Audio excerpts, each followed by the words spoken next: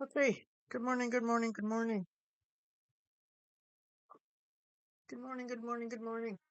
My name is Lisa. I am otherwise known as Digital Canuck Draws. And I need to get a few things done today as far as my art world goes. Excuse my nails, they look terrible right now. Um, One thing that I really want to do, and I'm gonna make note of the timestamp so that I can let Katie know where it is. Hang on, let me just fix my.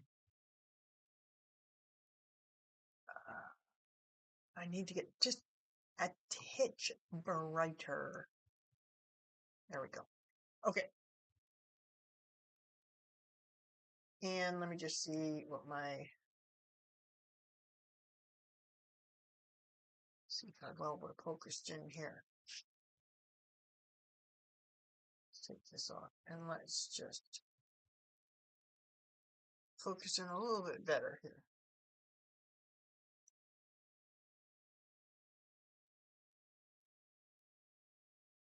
There we go. Sometimes I would rather have it on a set focal point and then do a zoomy zoom or whatnot and then refocus because sometimes I find the autofocus is a bear. Okay, let's zoom back out again. Okay, so as I was saying, Katie, I watched your live stream when you were doing some neurographic art and okay, now point number one, you are way more accomplished than you give yourself credit for. That the piece you did on stream surpassed what I ever did my first few goes. I tell you what, you were totally on point. The colors were fantastic. Don't worry if you're going outside the lines, it's no big deal. First of all, usually when I'm doing my line work, I do it while I'm watching TV, not under pressure during a stream. So I would, doing the piece you did, I would have spent maybe an hour and a half just doing the lines, just mindlessly doing them as I'm watching TV. So when it's a little bit more stressful when you're doing it on a live stream. And most of the videos will show like a time lapse or a sped up version. So please don't stress about that. Um, as far as your shading goes, you you did a really good job. I don't think you're giving yourself enough credit. When I first started, I I, I had a really hard time with figuring out the shading. And what I didn't do was I did not pick a light source and then automatically see what does that mean, right? So if I have a light source right here, right, then that means that the light will be coming here, right? My little glue stick light. So if I was to get a shadow, and you can do this, just put your phone and have the light source back here, right? Let's do it this way. Have a stick or something. Put your phone right here. Turn the light on, and you'll see where the shadow casts, right? So by rights, turn it this way because I got little white dots everywhere, and that's kind of like highlights. This edge would be light, and then I should have put the shadowing here. That's what I should have done, right? Um, and I didn't. But if I wanted to, I could. And do you know what? I'm going to do it right now to show you. And you can do it either in paint or you can do it just with pencil. And as long as you can use what do they call it? A Q-tip or something to blur the line, or if you have a really light touch, that's cool too. But all you need to do, and I just got a pencil and I got one of these things at the dollar store. It's just a smudging stick, but a Q-tip will work anyways. So here's our sun, right? There's our sun. So shadows are going to be here, right? So all I'm going to do is I'm going to put I'm just going to do some circle really lightly with the pencil, right? And I'm going to zoom in so that you can see what I'm actually doing. So where am I? I'm right here. I'm doing the pencil here, and just I would do it on a spare piece of paper or something to begin with so that you can get the smudging going on. I still struggle with my smudging, so I mean that's a thing. So and then we just smudge, smudge, smudge, smudge.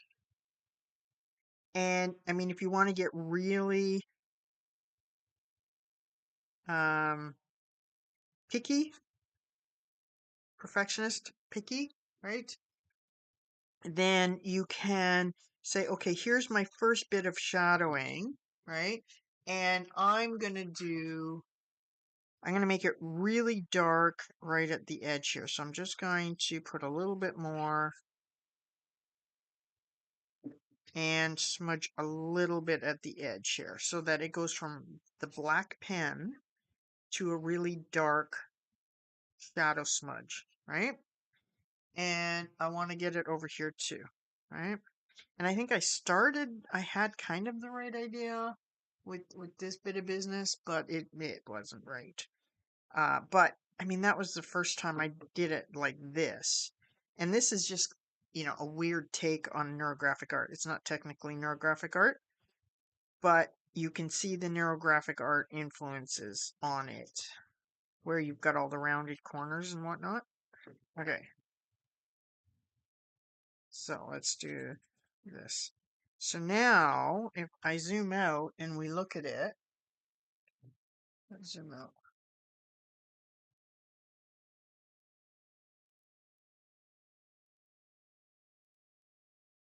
Okay, so now you can see the difference between this guy and this guy. This guy has a shadow, right? And that's all I did. Now that you've deconstructed, that's all I did for this guy with the rocks. So where's our sunshine? Our sunshine's here, right? Our sunshine's here. So you notice all these upper corners are light, and I even put a white highlight on the top. And don't look at the whole thing. We just deconstruct it. And then here you can see my smudging, right? Here, the shadow is here, right? And now I'm going to put the autofocus on so that it will autofocus for us. So when you look, you can see the pencil. You can see I put a highlight here. Look at, it's not neat. It's not neat at all. Okay. So when you were talking about,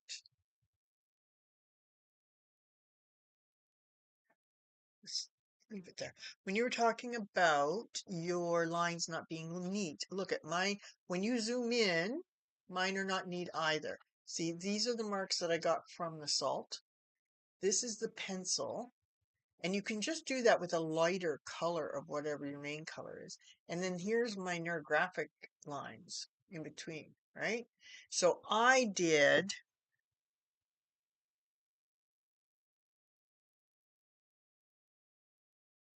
so what I did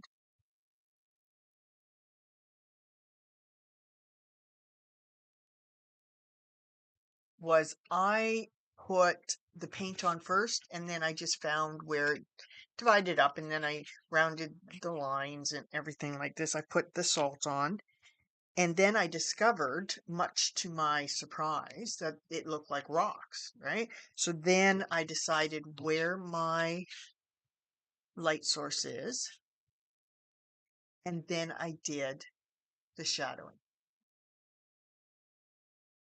So I hope that helps. And the point of neurographic art is just to take your time and then see what actually happens with it.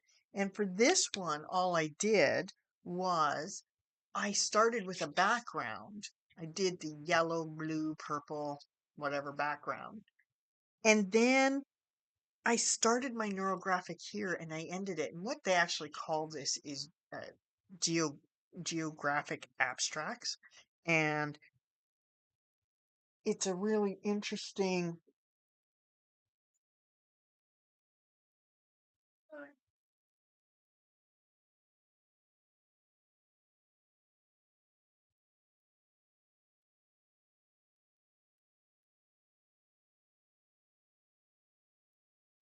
Okay, I can't find my other one, but I had another one. Can't find it. Anyways, you can sit there, and the only thing I kept consistent was my rounded lines. That's it. And then I saw what popped out, and then whatever pops out, I just accentuated it, and I actually added extra paint and stuff like this. So this one here, I did like what you did, and I did some neurographic art, neurographic lines. I'm sorry, but I before I did, I put a couple of circles, and I just used the tops of something, right? And then I did the neurographic lines afterwards. Now, if you notice, I've got some highlight lights, right? Which tell me the light's coming here, but then I always also have the light coming from there as well. So I'm not always getting it right. This one here I did with paint. You see the shadow here? I did the shadow with paint.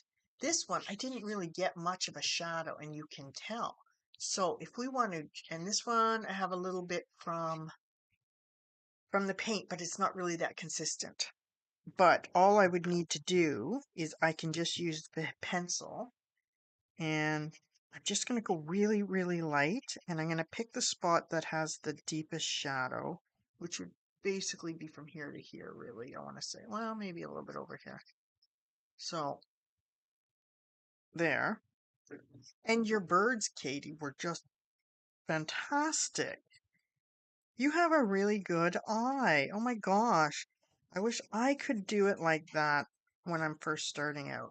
That's amazing. Okay, so as I'm smudging,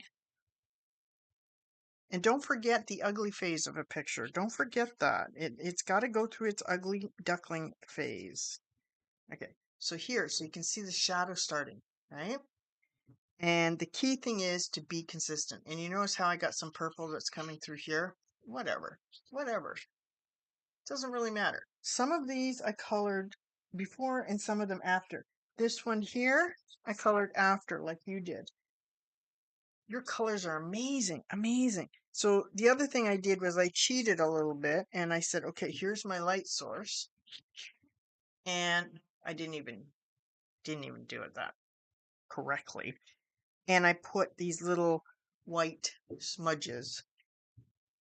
And again, let's zoom in so that we can see what we're talking about, right? It's just white pen.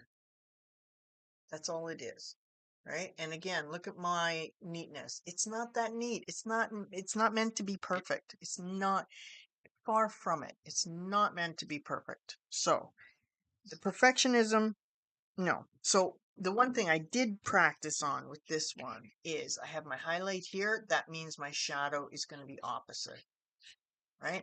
And I tend to be kind of gentle about my shadows, and I need to learn how to be more um, do it darker, be more aggressive with my shadows.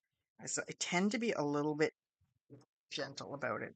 So, although I had some brown there for the shadow, I'm going to come in and put some pencil and just smudge it. And the key is in the smudging. And some people do it like uh, in this direction, and some people just do circles. I tend to do circles. So here, you see how much more it's sticking out than this? I was way more aggressive with this. So what I would do, even though this highlight shows the light source coming from over here when it's over here, I would put the shadow here, right? And let's just see, even though it's not technically correct, you notice I put a little bit of shadow here with the color, but now I'm going to be way more aggressive. And I'm going to do the pencil, get it right, hug it right up to the line. And let's just see here. Let's go zoomy, zoomy, zoomy. And let's make sure we are in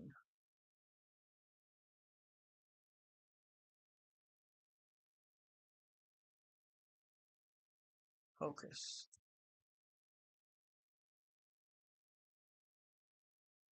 Let's try that. Okay.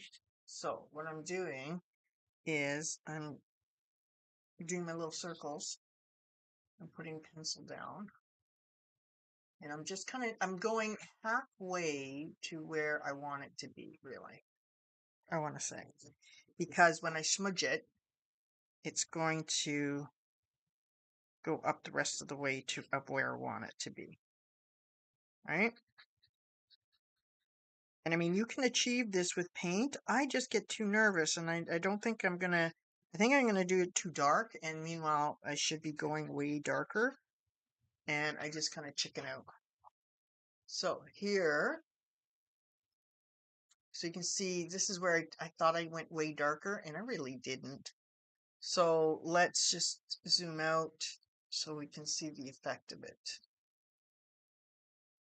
See? Way better shadow. Way better shadow.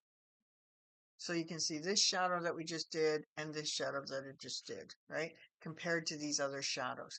Sometimes you have to be more brave and just go darker. This one, I didn't do that. If I went back and I redid this and I just made all of the shadows way darker and then let it get past the ugly stage and then just allow it to do its thing, all would be well. All would be well. And I think I might do that because I'm going to want to use this for some of my artist trading cards. Look at that. That might be kind of cool. Look at that, right? If I can get these shadows happening, redo the shadows, and then wherever I go here, this would be my artist cards. Look at that. That looks kind of cool. I think I could make a whole bunch out of this one large piece. I don't care about this. I mean, it all looks so different, right? And I think that would be really cool. So that's the things with the shadowing. And Katie, I think you are well on your way. Do not be so hard on yourself. This one here is where I put the gold, and I just did it wherever, and I splattered it with gold.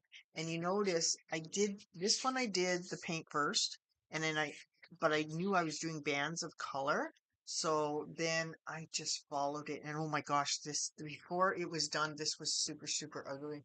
It was super ugly. And I just did really faint little lines. So this is more of a geographic abstract than it is neurographic art, but it kind of still follows the same methodology. I still have some pointy bits, but let's see what this will look like as a artist trading card. See, I'm going to be cutting this all up, and it's going to look really nice, I think, just as, what if I went this way? I enjoy this little window. Oh, this might be kind of cool, going like this, right? And I'm quite excited about the artist trading cards because then I get to do something with, the art that I'm having fun with, right? I'm just exploring. See, look at this, right? If I redo, look at that shadow stands out like crazy now, right? And I like having this little window so I can see what would I really, oh, look at that. That looks really nice.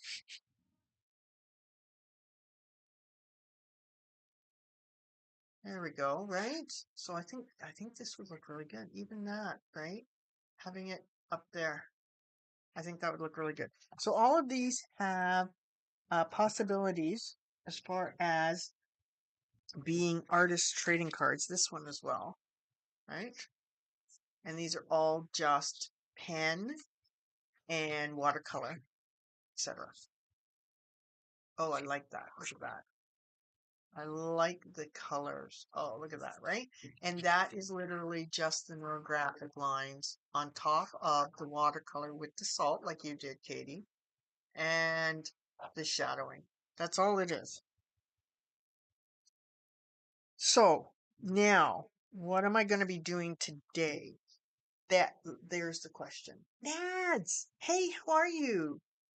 How are you? I was just talking to Katie. Katie's not here, but I saw her streaming yesterday, so I was talking to her about the neurographic art she was doing, and I really enjoy neurographic art, and it turns into things which I really enjoy.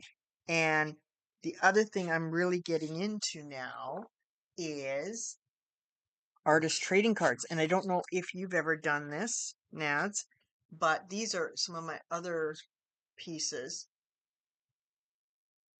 that I'm going to make into artist trading cards. And they're just 2.5 by 5 inch cards. And you put your own handicraft art on it, and then you trade them with other people who do the same. So this would be one when I'm done. And then I would put it in the mail and I would trade it with someone and then I would get theirs in the mail. It is so much fun. So much fun. I did my very first 3 trades yesterday. Ooh, so excited.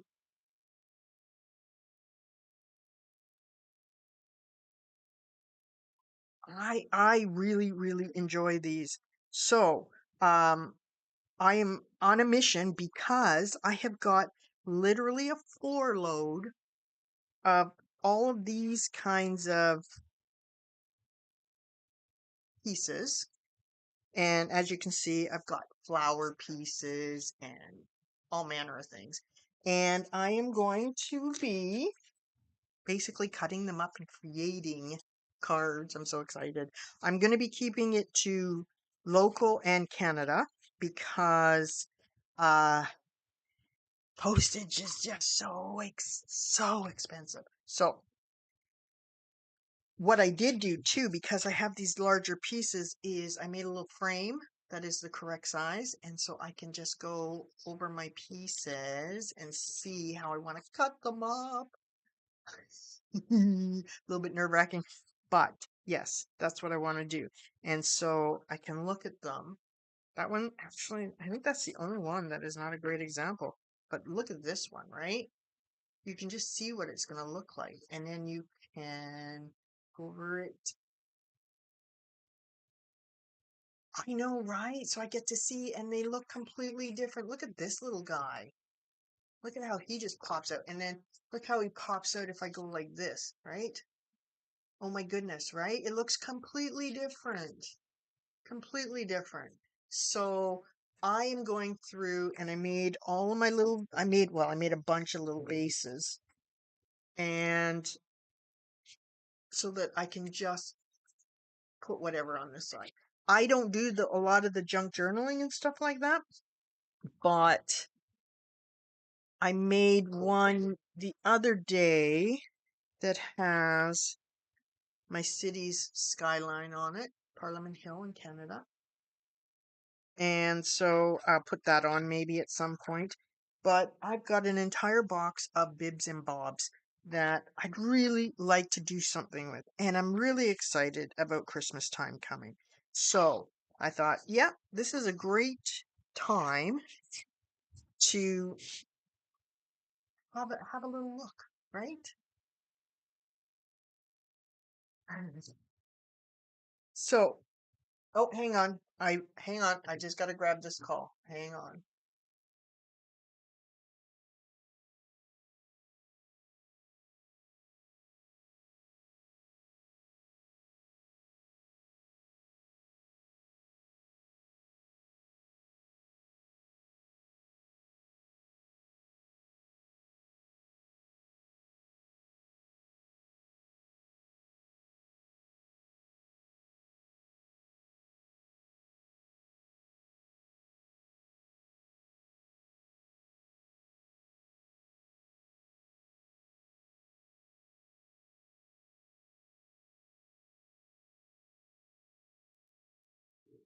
I know, right? And you know what, Nad?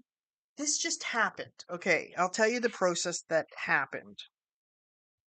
All I did, if you can try to look past the lines, I painted it first. Okay, so I painted it in watercolor, the background. I went from blues to a bit of greens and oranges, and then I put salt on here and I let it dry. And those are the marks that the salt bring.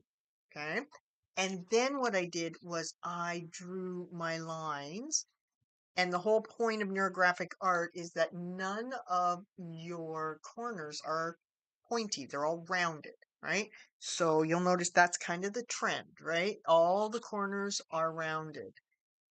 And then I put some shadowing and all of a sudden it was rocks.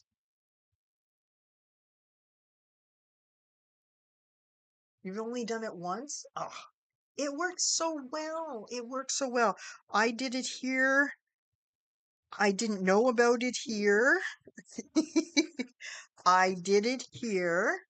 You can see these little linings. And what the salt does is it helps to give you more definition about where you want to take it as well, which I find really inspiring. So all I do, unless I know I'm going to want circles or something, sorry, I'll put the circles in maybe ahead of time. Rainbows? Oh, come on now. Rainbows. This is kind of what I thought about with the rainbows. And another one I did.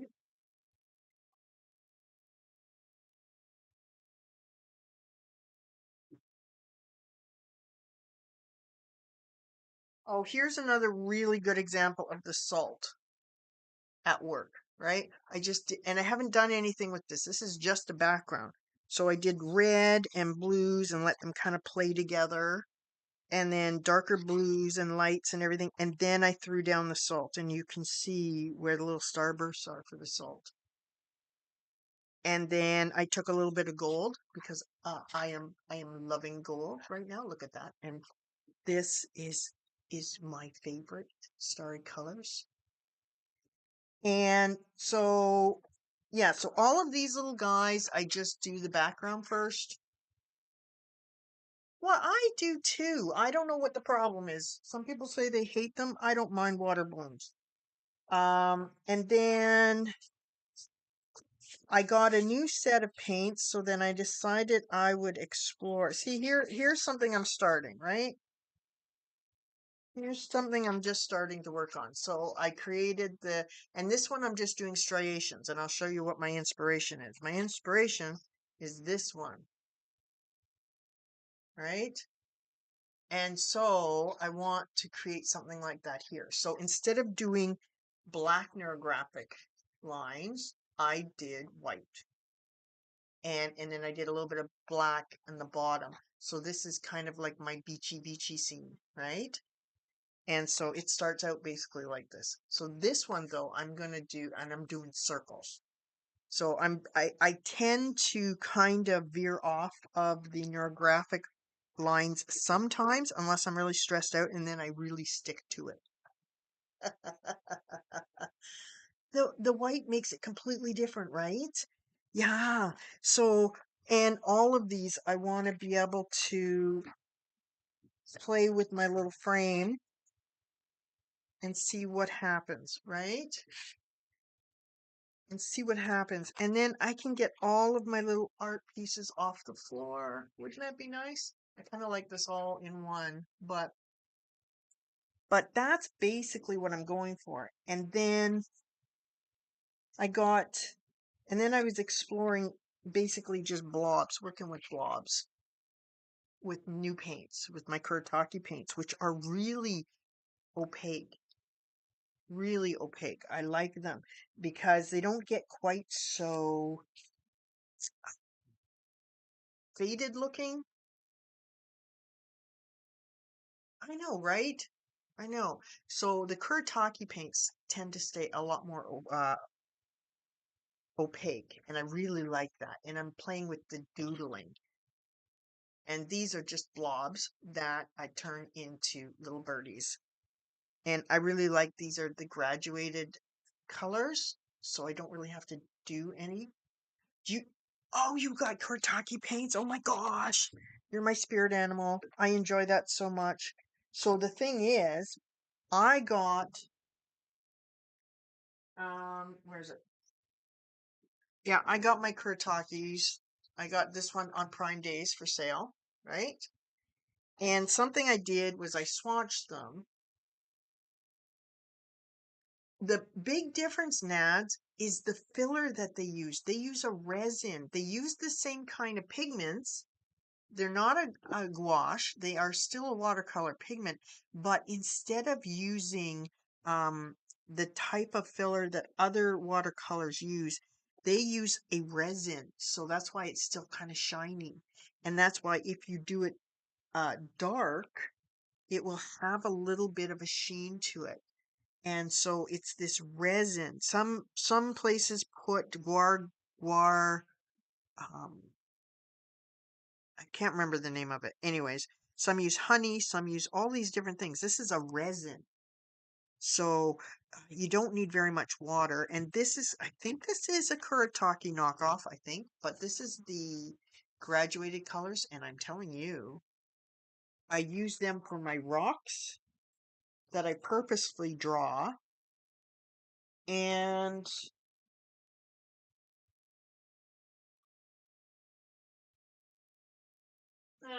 let me just find it here. These are the colors that they produce, right? These are the goldy ones, and these are these guys. And Kuretake has their brand of graduating ones. 18 colors. I was going to do the 18 colors, but Prime Days, right?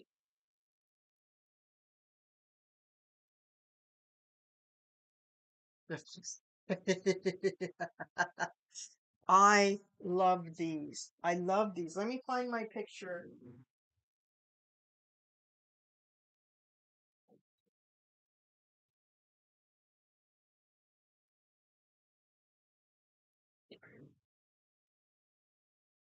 Okay, so I used the graduating colors in this. And so you can see kind of, these are different, but the houses are made with the granulating colors, and so is the ground. And then you can see these are graduating color, this palette, right? And I think these were a little bit cheaper. I know, 24 bucks for 18 colors. Oh, goodness. Hello, Crafty Adventures. We're talking about these different paints. See, I did this with the graduating colors as well. See how it just does it? It just does it. So happy. So good to see you. How are you doing? And so I was playing with the Kuretake, and so I did these, and I'm making artist cards. I don't know my crafty. Uh, I don't know if you're familiar with artist trading cards or not. This is done with those graduating colors too. I just did a smear here and a smear there and had a bird. And so I've recently gotten into the artist trading cards, and I'm so excited. I'm so excited about them. See, here's the same kind of thing, right? I'm trying to work, I'm doing like kind of a rock study, trying to learn how to do rocks. And so I'll just do the quick rundown. You make them? I just started making them. So these are my pieces that I'm going to put together. And I was just saying that I made a frame, and we were talking about the Kuretake paints. The one thing I did do is, let me find my frame. I made,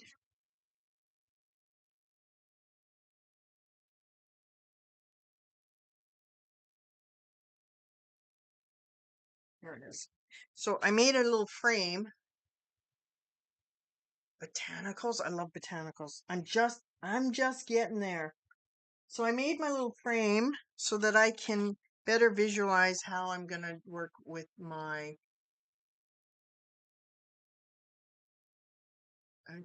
is the rose matter? I know, right? It's so good. So this is my little frame. So the other thing that I did, because I'm not a great color mixer, okay? That's something I'm not great at. What I did do is I found a website or a part of a website, part of Canva, where you can sit there and start with a color and it'll show you what colors go really, really well with that, right? So I really enjoyed, uh, let's take this off. I wanted to really practice with my Kuretakis. So, 36. I started actually here with 36 and I said, I want to find other colors that go really well with 36 that I would not necessarily choose myself. So I said, and I only want 4 colors. So I went through some of their palettes and I found the colors that best go that I can pick out of my palette. And so I've got groups of 4 palettes that I'm going to force myself just to use those colors. And then I don't have to worry so much about having this big ginormous thing on my desk. I'm just going to take these 4 colors at a time. Color theory is really tricky, right? So, and sometimes you look and you go, oh, I'm just overwhelmed. I don't know what to do. So, like even today, I want to try my hands at a landscape. I've never done a landscape before. So I wanted some nice warmth. And I want these to be the mountain ranges, and I want to do them tiny. So yeah, when I went to this site, I wanted some vintage colors. I thought I want to have a nice palette that's vintage. I wanted kind of like a young, fun, girly one. I wanted one that kind of like rose gardenish, and this is more.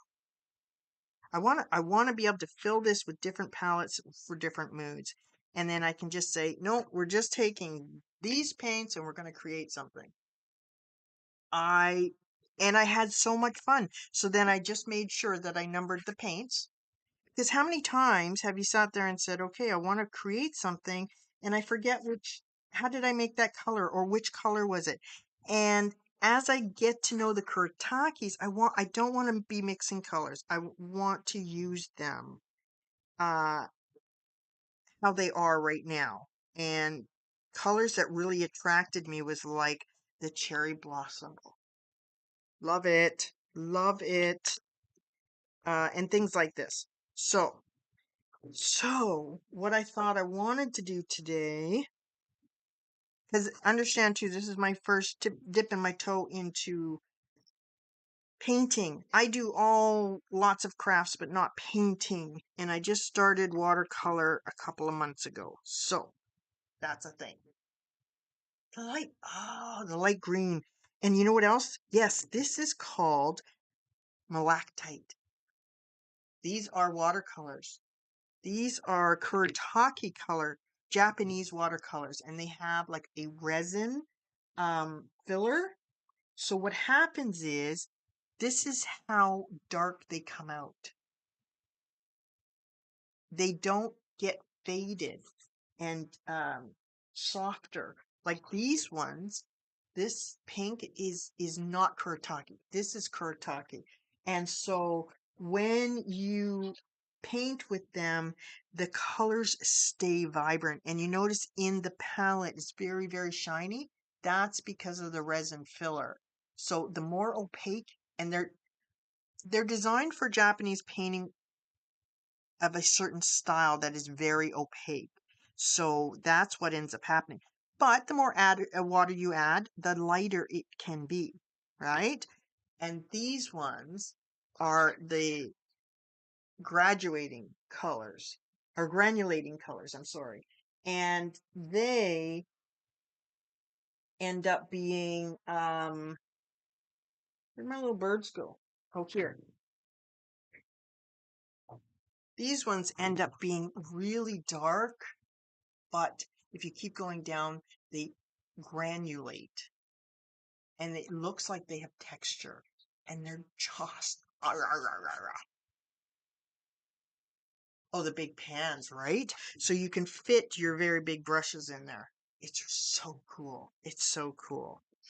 And then these are the shiny golden ones, these Starry Night ones.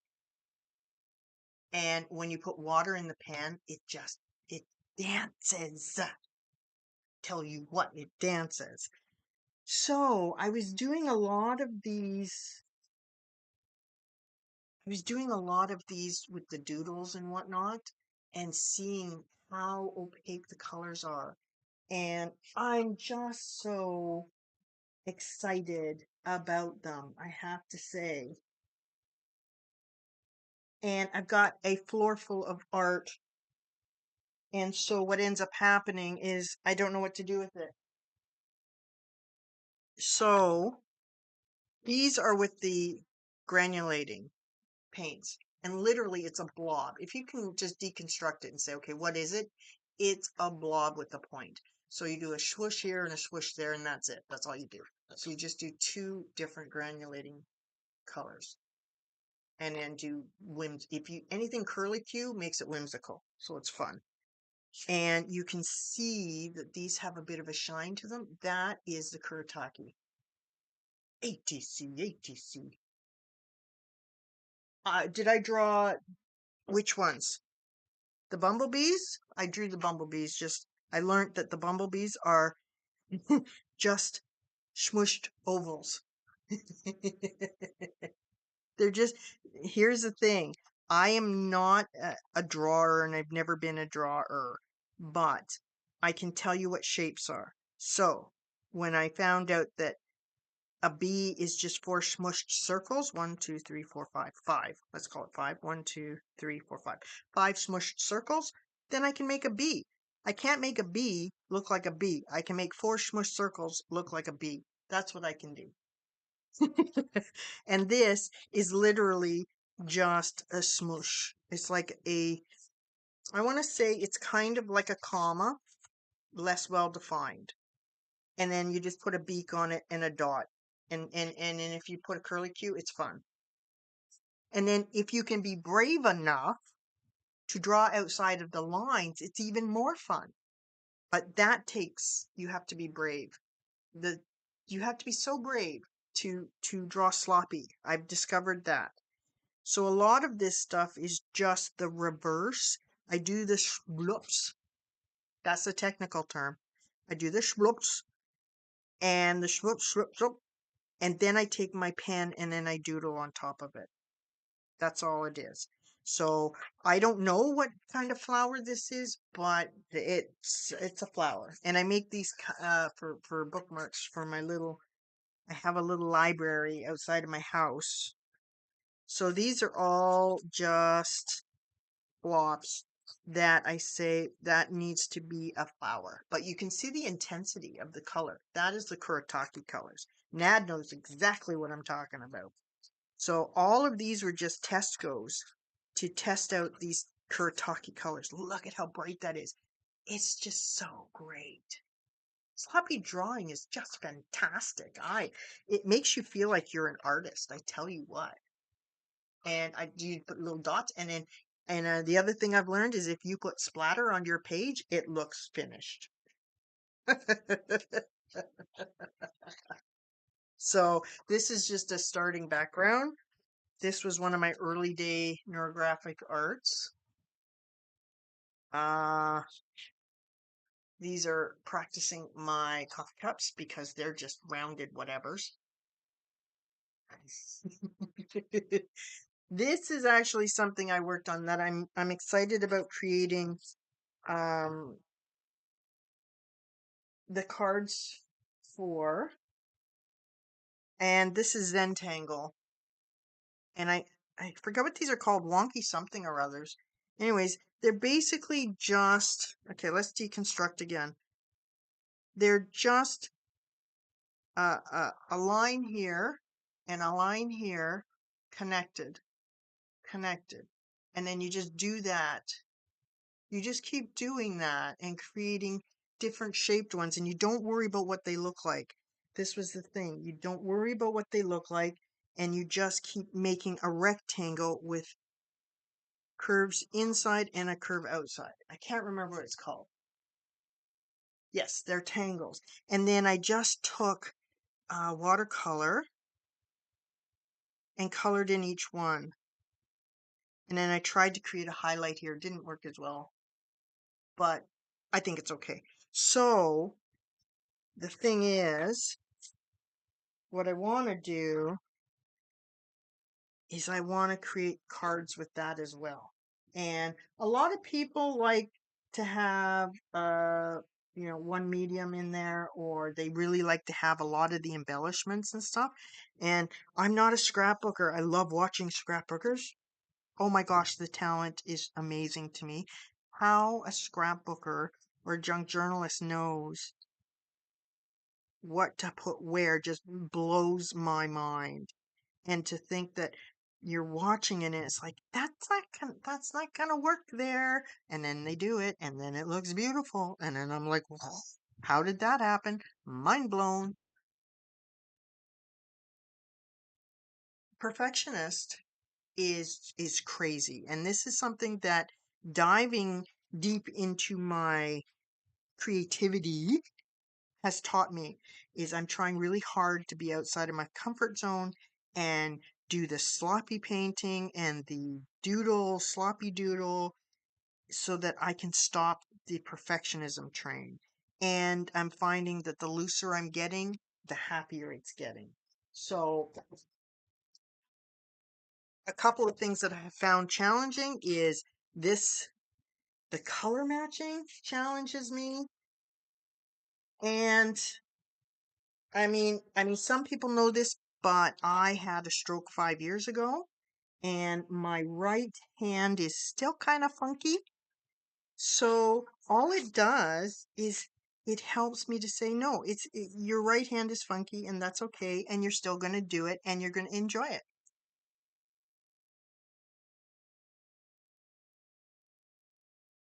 I am totally going to I have all the bits and pieces to try collage, and I don't know. My brain, and I'm sure my strokey brain doesn't help. And once you know me, you're allowed to make jokes about it. Um, I don't know if it will come to me because I used to do it, but now I have my spatial awareness is really off. So it will either come back or it won't, and that's okay. Um, the fact that my right hand works the way it does now, I'm fine with that. I have it to a point where it's really good. And some people will notice when I drop words or I'm searching for a word, that's just the stroke saying, "Hey, did you know I happened?" Ah, oh, nice. Chronic pain, I get you. Oh, you started collages with prompts in June, quit in July. I know, right? Talk about pressure. Oh my gosh, right? Nads, you have chronic pain. You know what? That's one thing that the neurographic art helps with: fibromyalgia and pain management. Even if you ended up getting a larger pen, and just what happens is it affects your brain, which affects your pain management. That is something that I found out, and it's just very exciting. It's very exciting for me.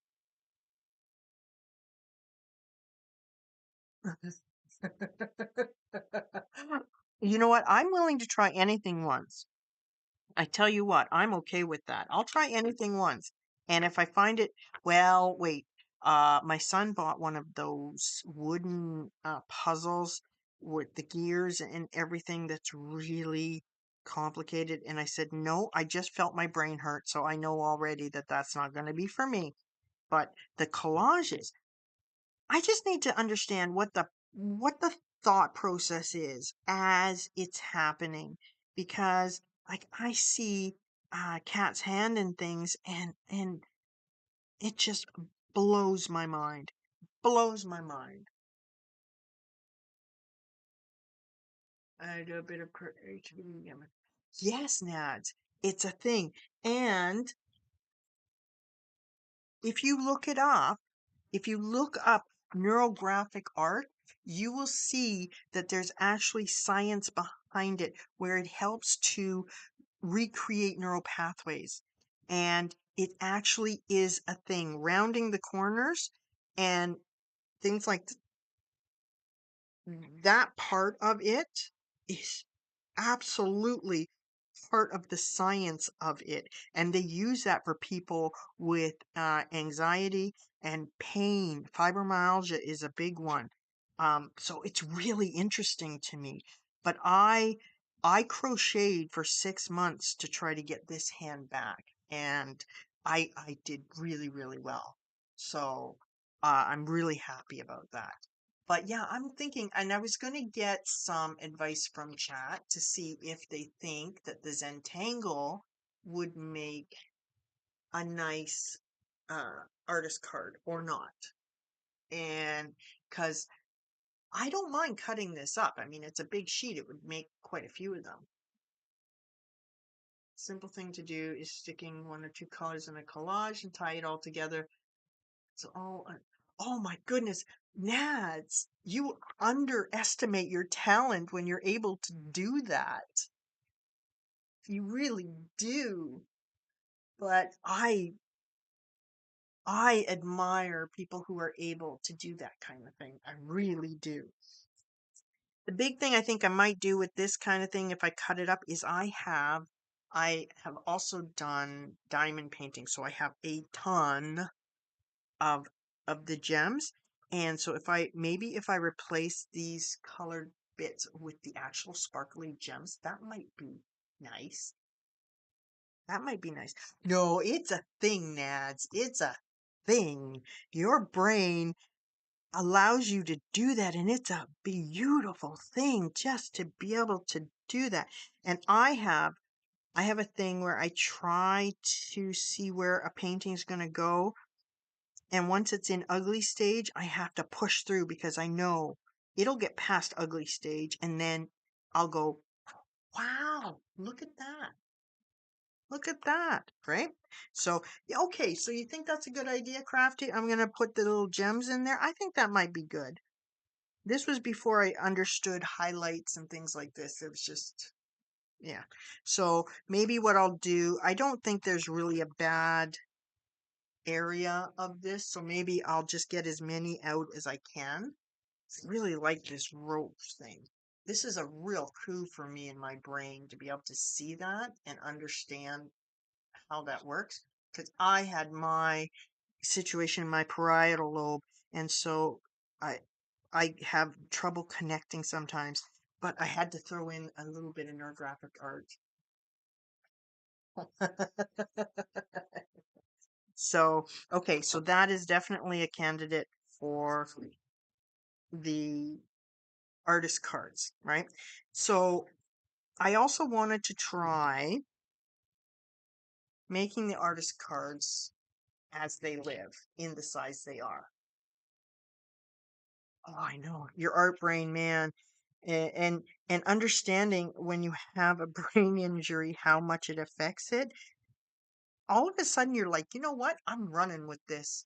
I'm going. I didn't appreciate it before, but I'm running now. So um I would I would really like to be able to paint in miniature. I've never done it before. And what I'd like to do is I'd like to just do a really simple um, um, landscape in the vertical with maybe some mountains and maybe a sun. I don't know. Haven't done it before. Um, I'm liking the abstract stuff because it looks how it looks and you like it or you don't. So there's kind of like no pressure there. Um,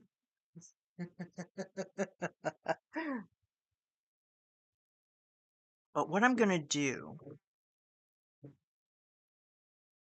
I'm going to get my little box. I have all my little tools that I always lose in here. And think what I'm going to do. Okay, pencil and oops, my eraser. See, these are all the tools I always lose. A little piece of wax for my diamond painting, a bone folder, heavy duty tape, diamond painting pen, tweezers, and a pipette, because yeah, you never know when you need a pipette, and eraser and a pencil. I'm trying to look at references, and I'm just seeing where that takes me. So, like I saw somebody who did um a landscape, and the only thing I'm gonna do, because I have real hard time with seeing where things land, is I just want to do a mountain, and it's just so light I don't think you can even see it. Um, and I actually have on my other monitor, I have uh like a really faint picture where it's all misty with the mountains in the background, and I'm just gonna try, because you know what, why not? And if it's wonky, that means it's abstract. It's gives the impression of mountains. Is that what the artists say? I think so. We're gonna give the impression of a mountain range, and then we're gonna say we did it on purpose, right? And okay, so here's the last mountain and a mountain, and let's just see if we can do. I think I want to have a little white border though, and there's our little sun. There we go. Okay, so do I want to have a little border? Hmm.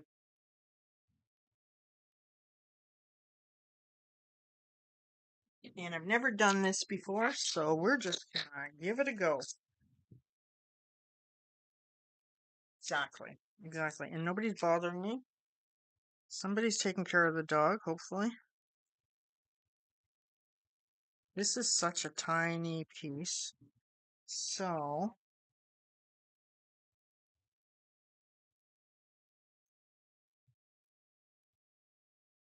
I just need.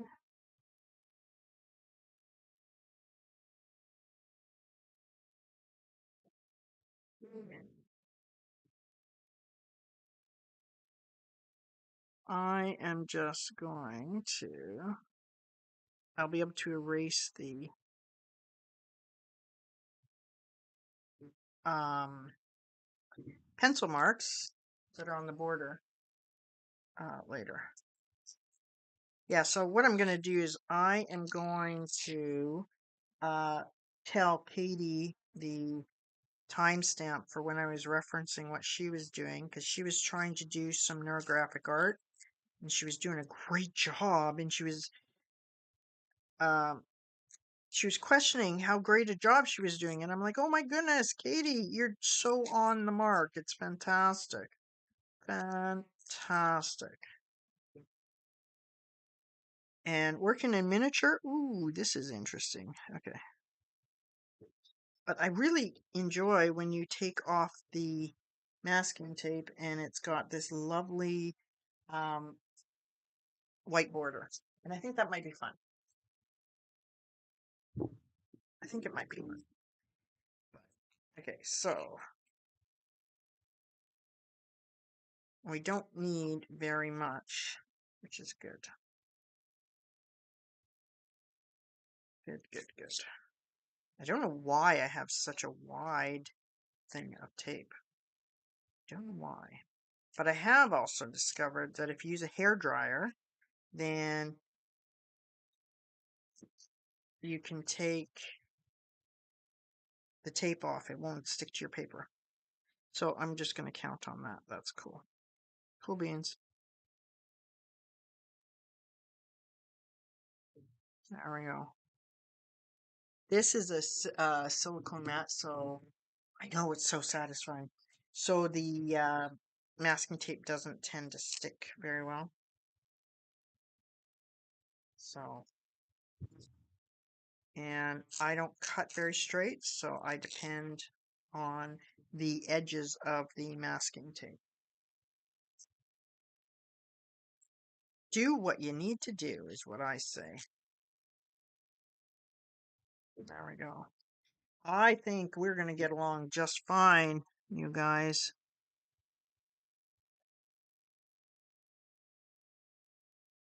There we go. heat gun? I know, right? I enjoy my heat gun. I have it in arm's length at all times, and I have on one of my little art cards, I did some embossing with some clear and some white, and I want to explore using the embossing powder, the clear stuff, as a masking um, on your watercolor, so where the watercolor will not stick, right? That's what I want to try. I think that would work. I don't know if I've seen other people do it, if I'm just making it up in my own head or what, but I want to try it. Okay, so I'm just going to see. If you didn't see me do the pencil, you wouldn't know I did it, and I could have said, "Wow, look how good I am at at making mountains all by myself."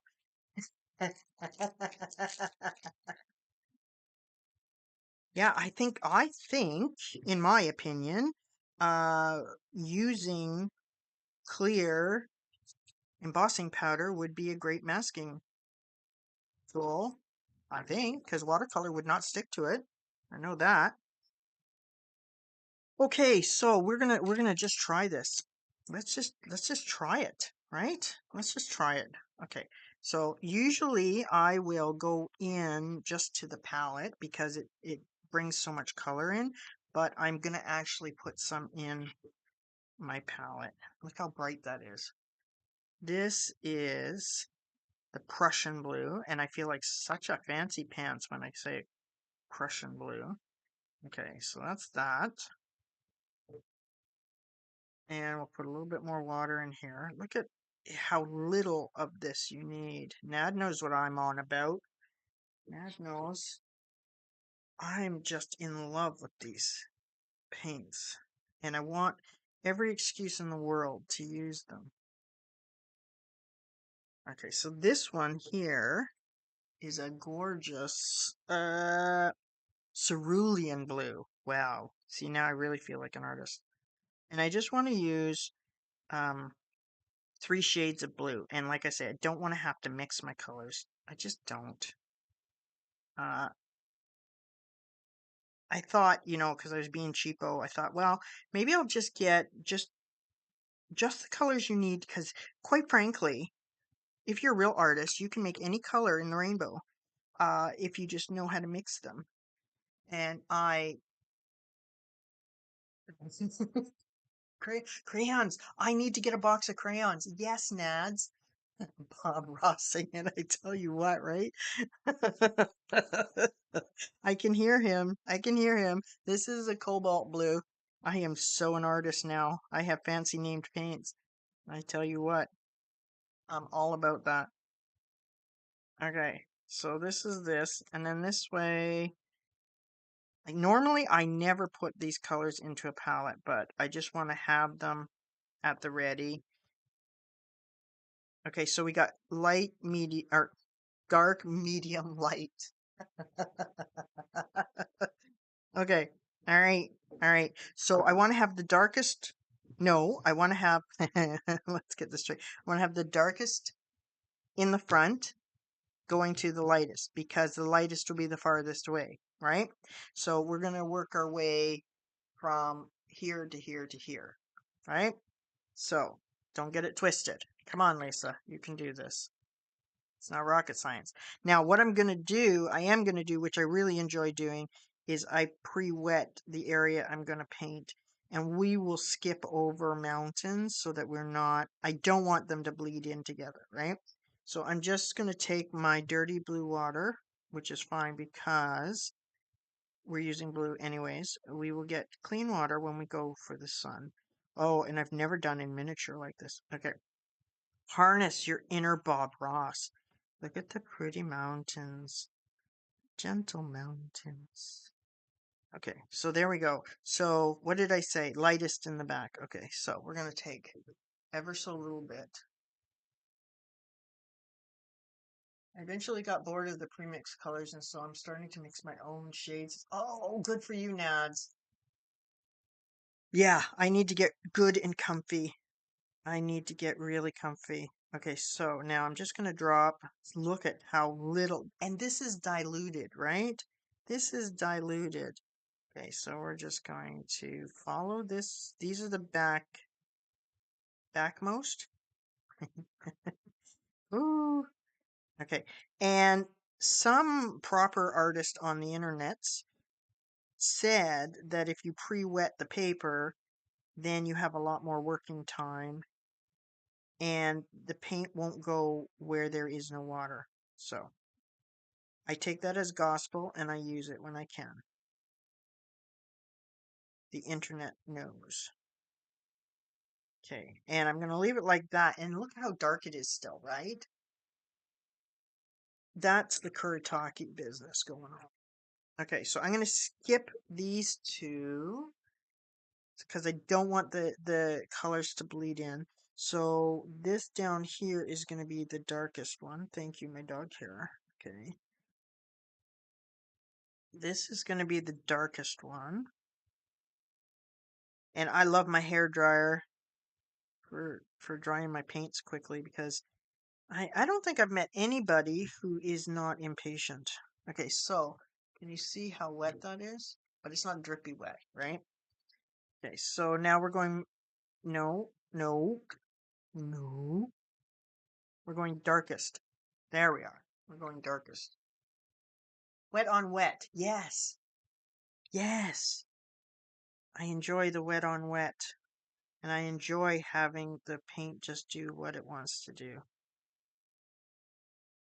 And in that I say I have no control. That's okay. I do have my salt here. Good, because on these bottom ones, I want to do some salt. Because I want some extra texture.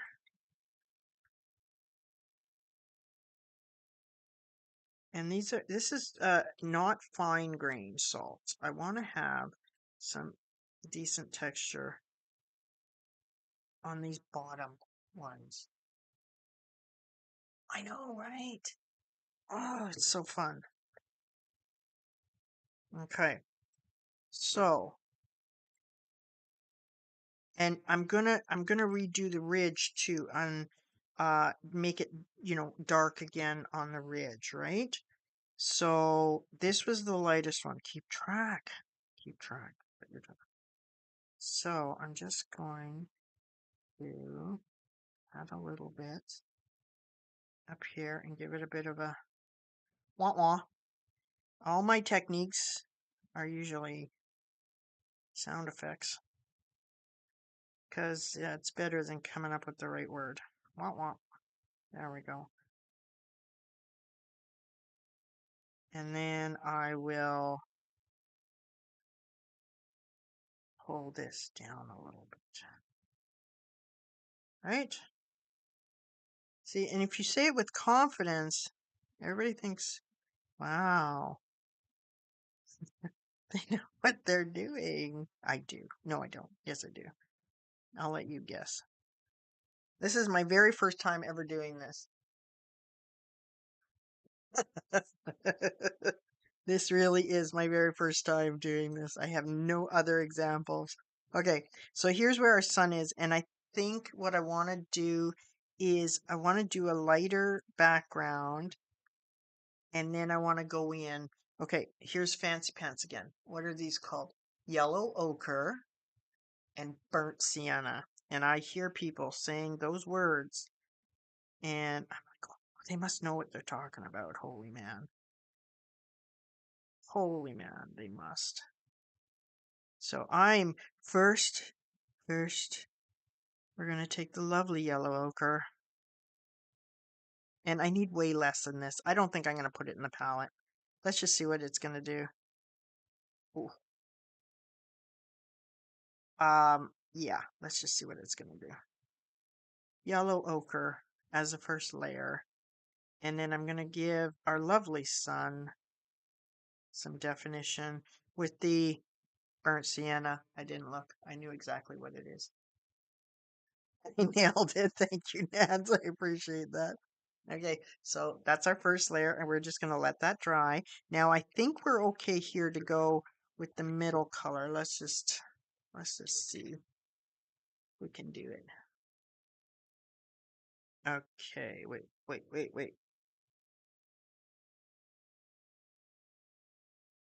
I wanted there to be another darkest one here. Okay, so that's fine. We'll get it done. We'll get it done. Mountains, move them one tablespoon at a time.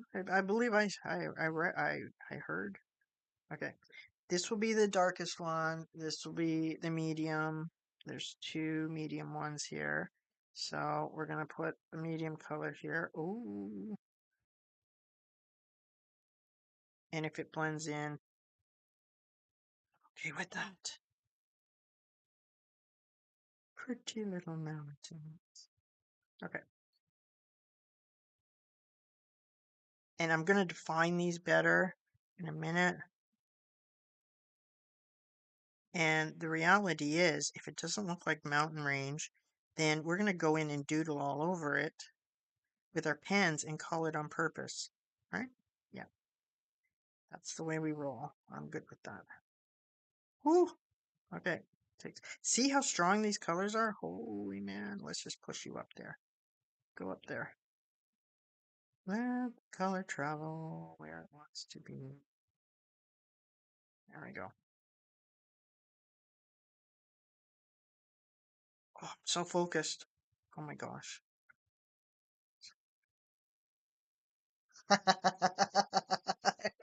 Oh, Nads.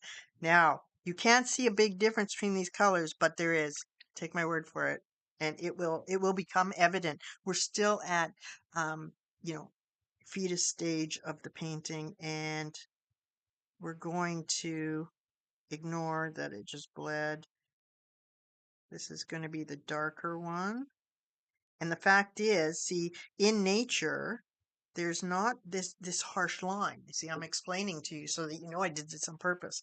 There is a graduating line, and so you're going to get some darker and lighter shades. That's just the way nature works. See that? See that? That was on purpose. That's totally on purpose. All right, all right. And we're not going to say that that was basically because of my impatience. That's not a thing. Okay, get down there, get down there. Have to run. See you. Thank you so much for popping by. Yes, you will. See how it turns out, Crafty. Thanks for popping by. I appreciate that. Okay, we need a little bit of salt. Just a little bit here. Just a couple grams. Because that is the darker one. Okay, so now I don't necessarily want this to be totally dry. Because I want to have some of this burnt sienna. Just pop it in there. Just let it. Oh. It just makes you go, ah, doesn't it, Nance? I tell you what. Okay, so I'm going to take, oh, there's my pooch. My pooch just barged in. Okay, so here, we're just going to make it a little bit darker. There we go. Ah, I'm so glad that you are into Kuretake, Nads. That's awesome. That is awesome.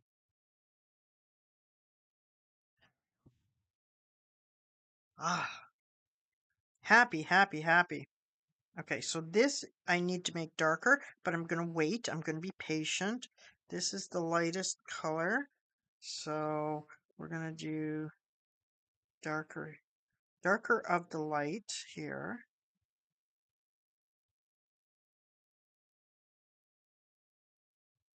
And then, oh, my Poochie can hear my husband downstairs. He's like, wait, something's happening without me.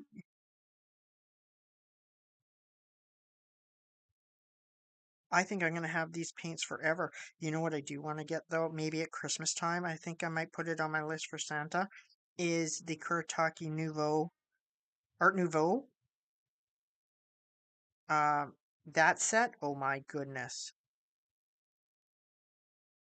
I want that set. Now, oh, and I'm gonna bring this dark here so that it looks like one's in front of the other. And I can't wait to take the tape off so that it looks like a proper piece of art. And I think that might look kind of cool on where are you located, Nads? Are you in America or are you in UK? I can't remember. I'm making loads of friends in the UK. My family's actually from the UK, so and my husband's family is from the UK as well. My family is in Brighton.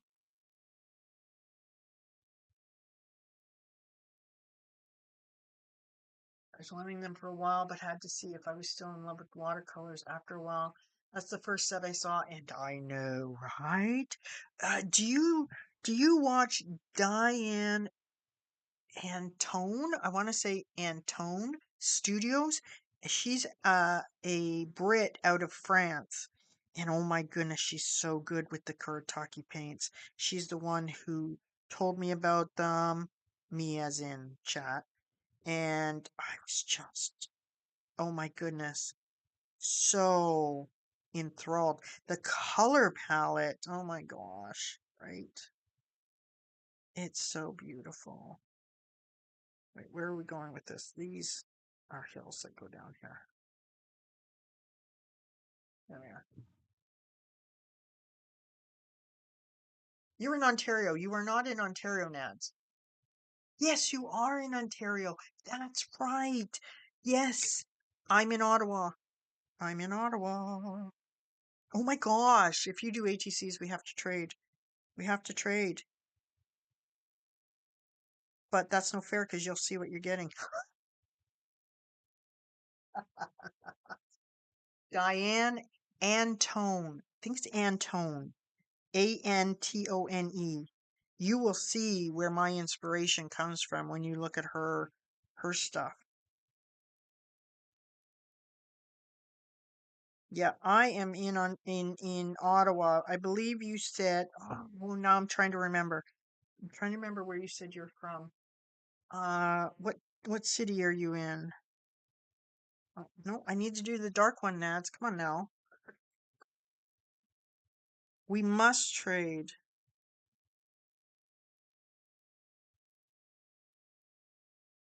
I'm on the Happy Canadian artist trading cards Facebook page, but I'm also trading with somebody who's not even on the page. We just trade through Messenger, which I think is cool.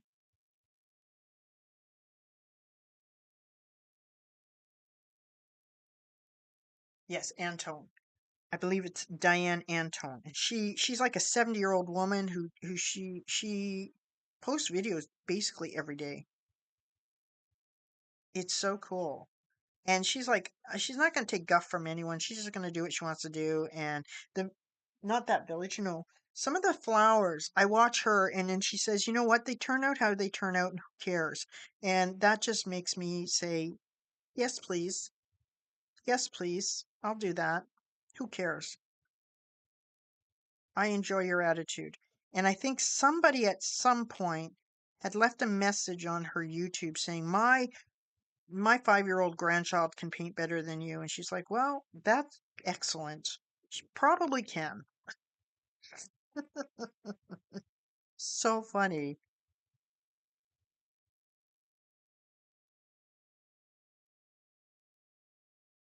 Close to Barrie. Yes. I used to live in Brampton and I used to live well, I've lived everywhere because we're military. But when I was a kid, I lived in London and Brampton.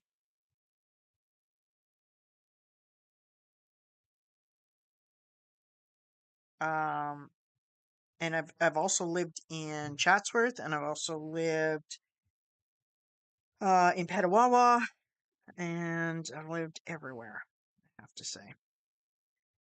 Okay, something I need something. Okay, first of all, no, I need a smaller paint brush because yeah, yeah. Okay, so now I'm gonna just take a smaller paintbrush. Oh my goodness, that's exciting. I went yesterday and I bought a roll of stamps so that I can make sure I'm trading. I traded with somebody in Manitoba and somebody in Saskatchewan, which is exciting. Oh, and I've lived in Montreal. Oops. Okay. There you go, right hand. You'll be fine. I think we first met. Did we first meet in Janet's?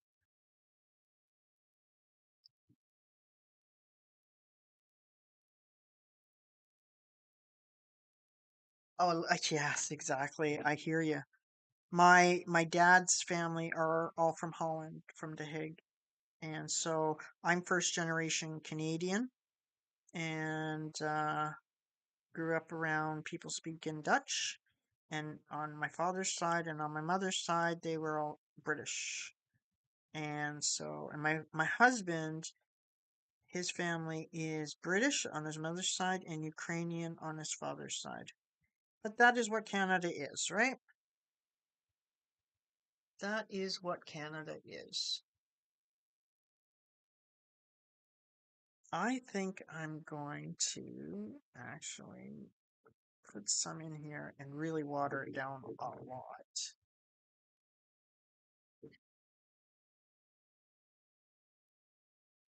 Exactly, exactly. It is. It's not too far. I did my whole family tree. Oh my gosh, ages ago. And yeah, and we've got. I've actually never managed to. No, I've been to Holland once, but that was really a layover from Germany. And oh my goodness, I'm trying really hard not to think about my lines. Yeah, you're helping me not think about them. With my partner in early. You kidding me? Really? Your English is amazing. You must have been bilingual for a while. 2020. Well, that's a rude kind of welcome. Here, welcome to Canada. Now stay in your house. Yeah, that's harsh.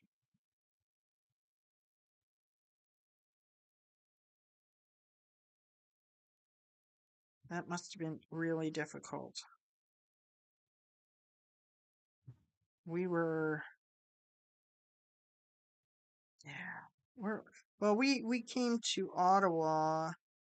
We were overseas for a while, and then we came to Petawawa, and then to Ottawa, and then my husband retired.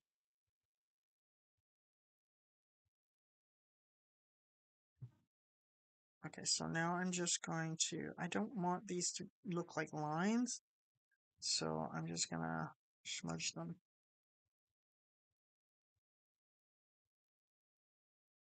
Yeah, the pandemic, it really messed with me because we were so used to being moving all over the place, then retirement, then pandemic. So it ends up being really difficult to, um, you get kind of isolation-y, if that's a word. And so now I'm trying really hard just to get myself out there a little bit more. And yeah, it's not easy.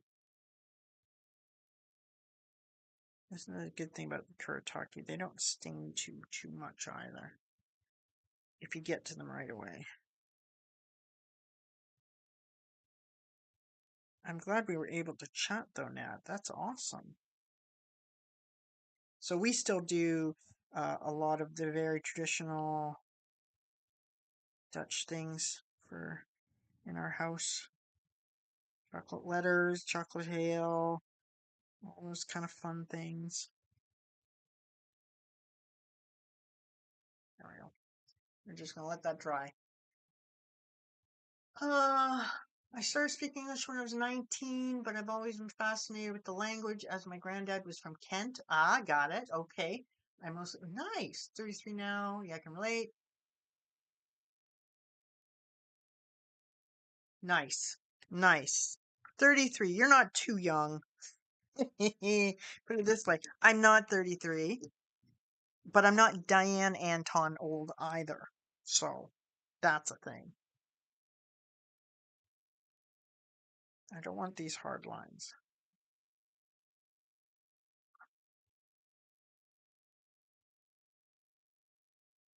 There we go. My husband is on the phone with the credit card company. My God. Scammers and whatnot are running amok. Okay. I want this to be lighter. Okay. So.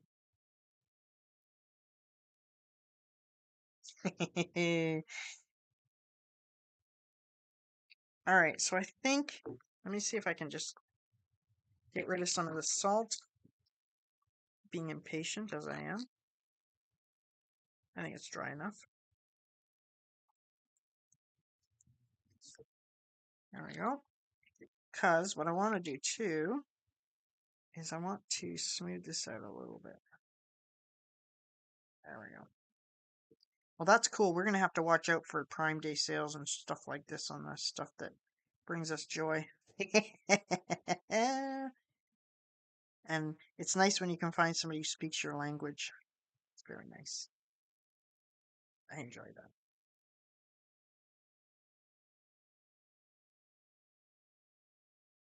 Oh, they're so bad, right?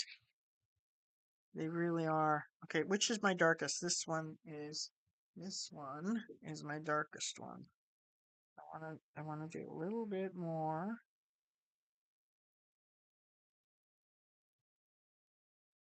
And I might, yeah, this one here as well. There we go. Well, that's really nice. I'm so glad we got to clarify who we are with each other. That's awesome. That's awesome. Barrie gets a lot of storms. I remember when I was a kid in the rural area of Barrie, we called that Tornado Alley. And we got hit really hard by the Derico in I want to say 2021. We ended up without power for 9 days. It was terrible. So yeah, the weather is getting worse. You must have it really hot. We've got a heat warning right now.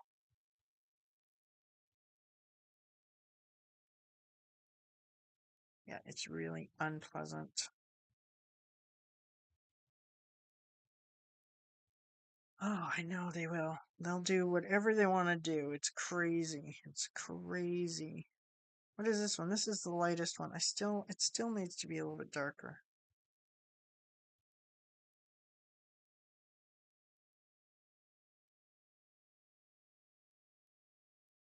Okay.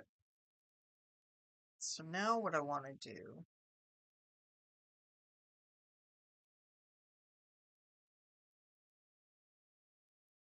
I want to get some of my Starry Night.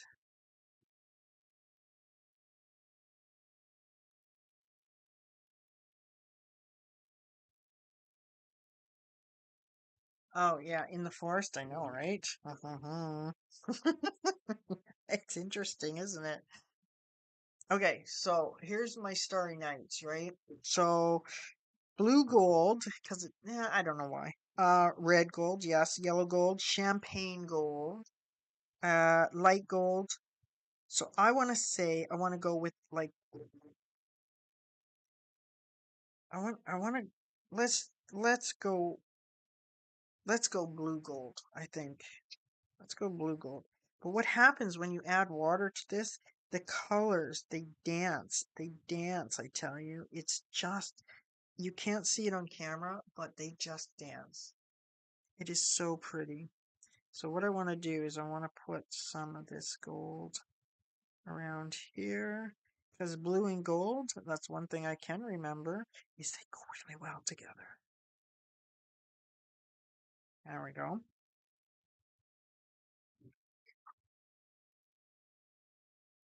And then we'll just do a little bit of a shimmery dance. Okay, so let's get rid of the salt.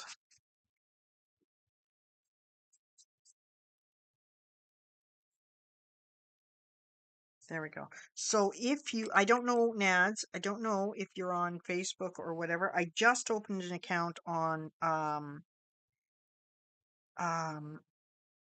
Instagram. I wasn't going to, but then I decided I would. And I opened an account for Digital Canuck Draws on Instagram. So if you want to DM me on Instagram, great. Um, on Facebook, I don't have a Facebook page other than my personal one. But let's do a little bit on each one.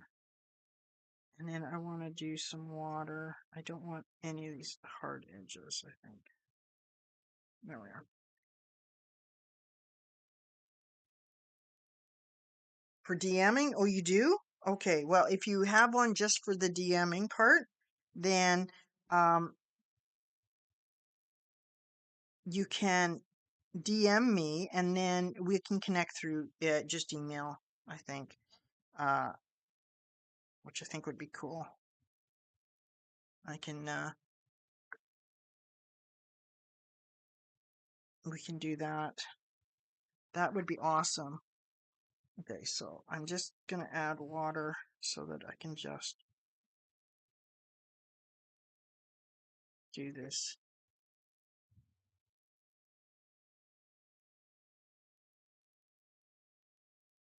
I don't want these lines. Okay, there we go. Yeah, I was really of two minds because I just want to do my live streaming just for shits and giggles, really. Nothing too serious. I'm not going to monetize it or anything. I'm not going to do anything like that. Um, okay. I'm going to just grab my hair dryer and because I'm impatient.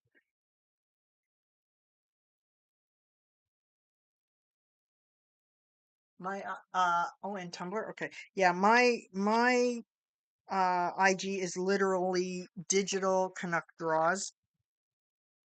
Uh, and you'll see I've got like 4 pictures up there,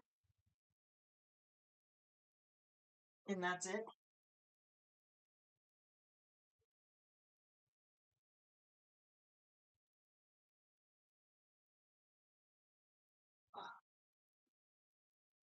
Okay, so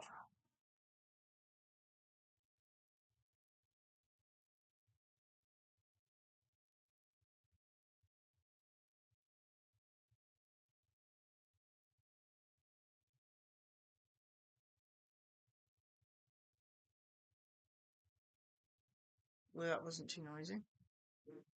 I would normally mute the mic. There we go. Okay, good. Good, good, good.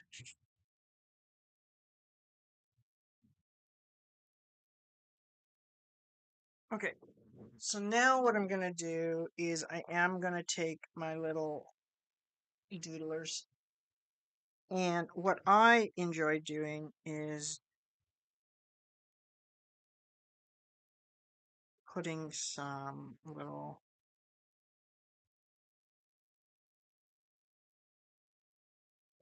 I like doing the texture, and then I'm gonna do some with the gold paint as well, just because it's different.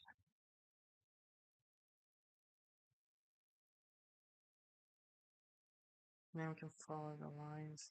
And then I want to put some gold there as well,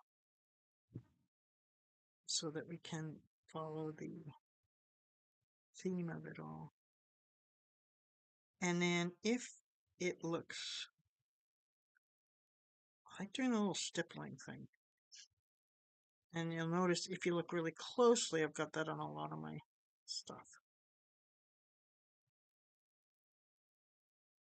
I would love to be able to just do the ATCs on here and then send them out to people.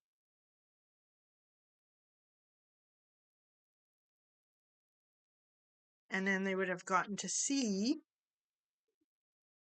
it being done. Where'd my little tiny brush go? Okay, now I took my tiny brush. Don't take my tiny brush. I need the tiny brush. Okay.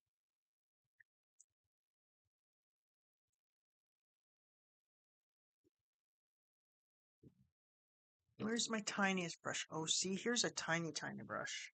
This one will work.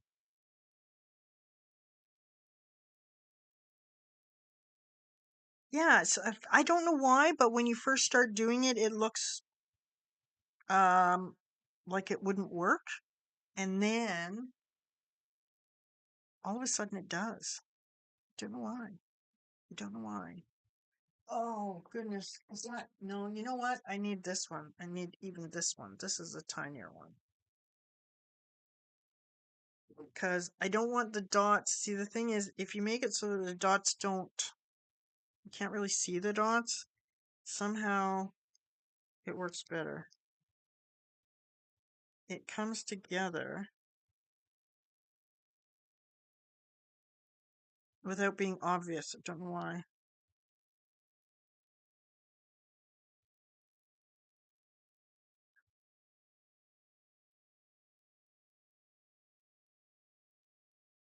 And I have to focus when I do my little dots. Otherwise, they just end up being little swooshes. Oh, that reminds me. Have you ever tried dot art? Oh my gosh, I'm such a serial art trier. Art trier? Is that a word? Um, I call myself creatively adventurous.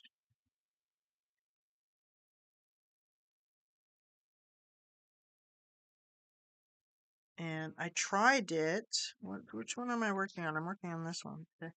I tried it and I've done it on a rock and I did it on my little pencil case.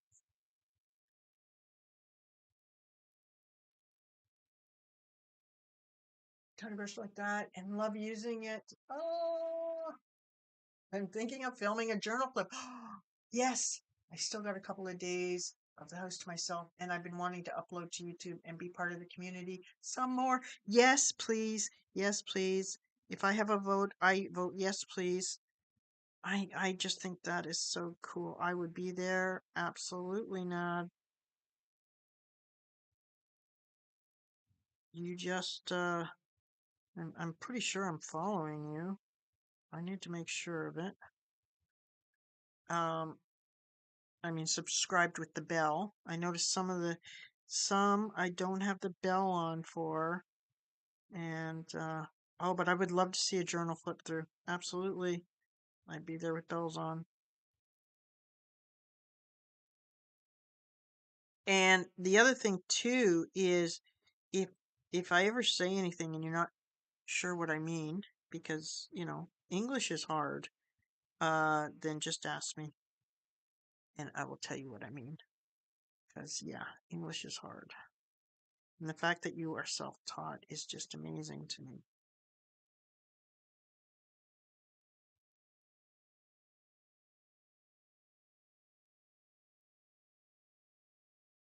Yeah, that would be awesome. That would be absolutely awesome. I think that would be a great thing.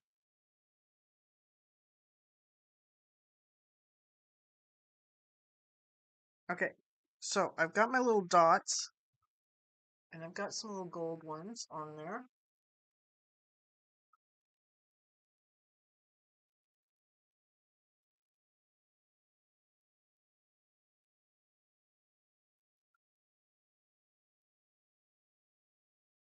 And I think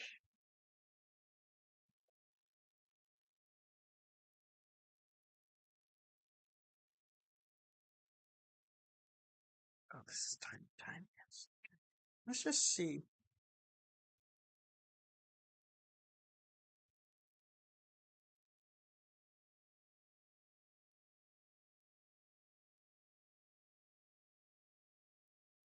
Yeah, I think it needed that.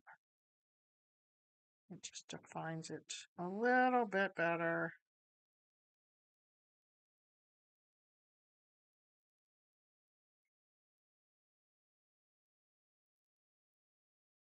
Oh,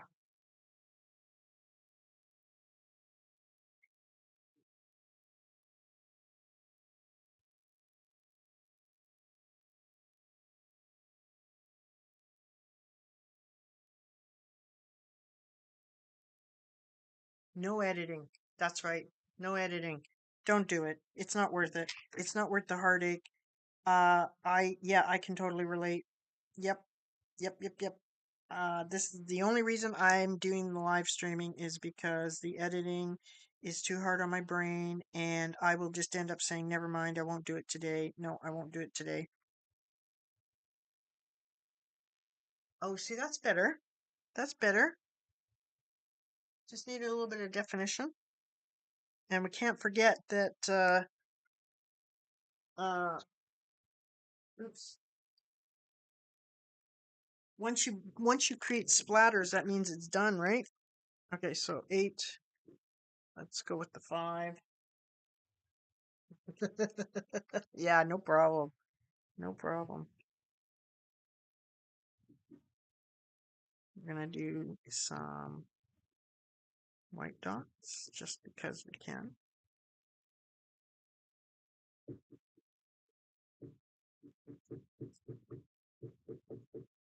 There. And you know what I found at the dollar store? Actually,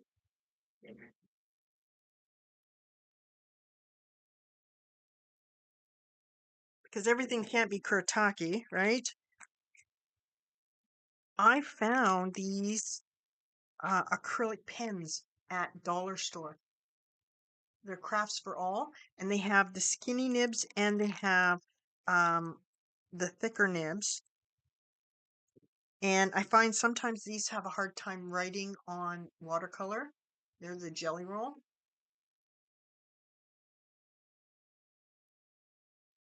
Uh, and so, thank you.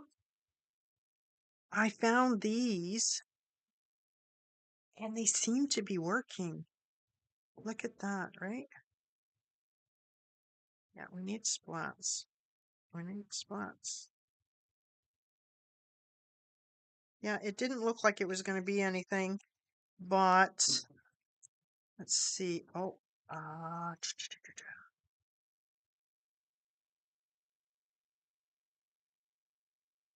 see, it came with the little skinny nibs and the really fat nibs.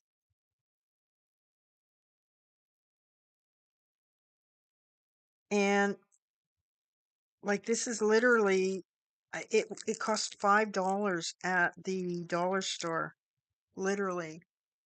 And so I just went through and I found that these nibs are pretty thick. So I just pop them out and it came with these little skinny nibs. There it is. There's that hand working. Okay. And it's plastic. And then you just get it started. We should be able to see when this is happening because you can see the black paint. Absolutely. Oh, here we go. See? Look at that. Look at that. It works. It actually does work really well. So I'm going to go through and just do some bigger dots. I don't know why. It just seems to look good. Let me do that. I'm not sure what you call this, but it's a thing. And then you can sit there and do it with.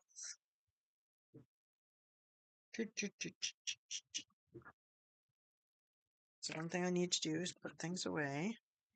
Okay, so what do I want to do? Do I want to do, let's do a gold splatter.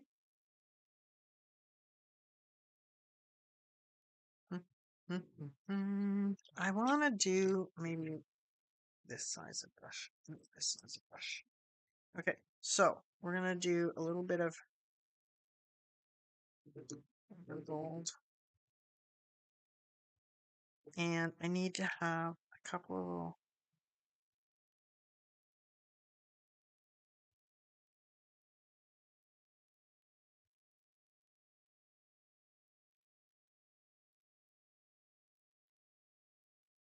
there. Now, I do my splatters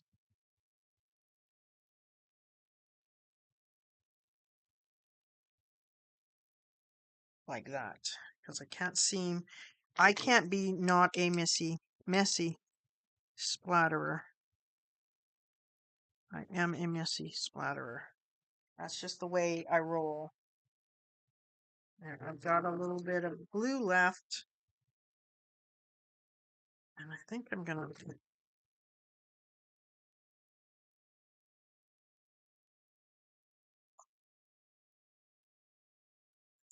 fix it. Don't worry. Don't worry. Don't stress. Okay, that was the lightest one, right?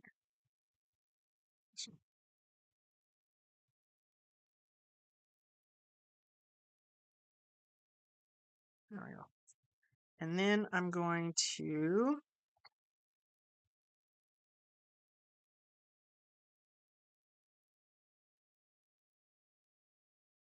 there we go. There we go.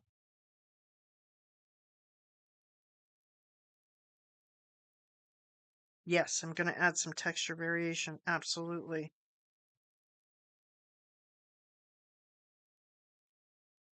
Where'd it go? Where'd it go?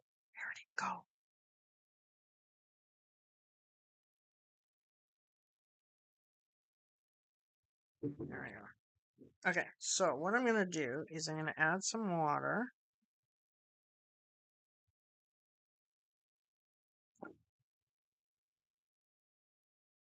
There we go. Doesn't show up as great.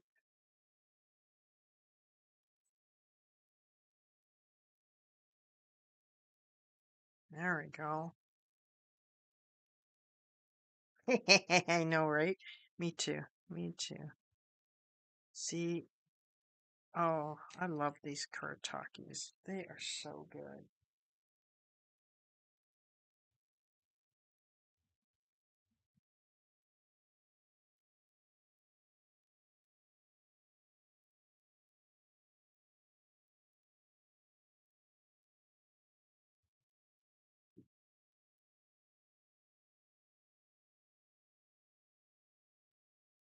There we go. All right, so where did my markers go? I am so messy. I'm way messier than you, Nads. I tell you what. Oh, they're hiding. They're hiding.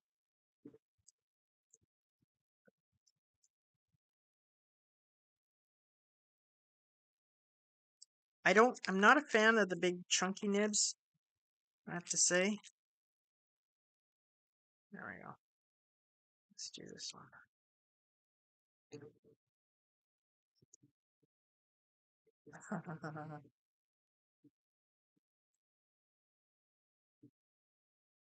Oh yeah, I'm gonna add more stippling actually.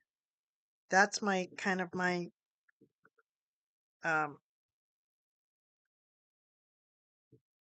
that is just my kind of guideline.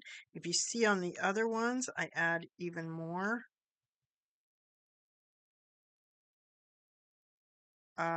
stippling, and then I do this kind of thing. Where is it? See, I do this, the little lines and then the dots. So I want to do that. I just have to make sure that it it's going where I want it to go, right? So, like I will do this.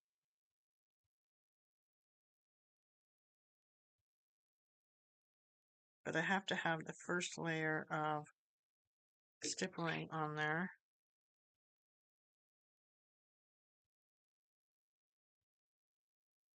And then I do the lines over top. I'm not sure why I like that, but I do. And then I put little dots at the end of each little line. My signature move, yeah.